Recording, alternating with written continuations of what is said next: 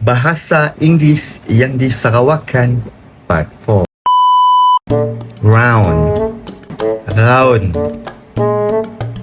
Jom kita round-round. Pergi sini kah? Boring gua di rumah. Book.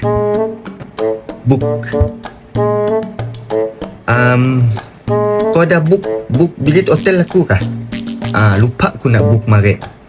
Waterfront. Jom kita pergi waterfront. Nangga orang rami je. Bread.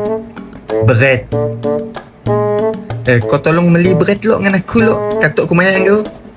Driver. Hari tu siapa nak jadi driver? Aku ke kau? Kettle. Kau tolong nutup air dimasak ku lo. Dalam kettle ya. Tolong lo. Secondary. Anak diri dah secondary berapa dah? Di sini ni sekolah. Brother. Ya bo, brother. Brother. Bi brother. Come on brother. Lama asyik dengan kau brother. Oi.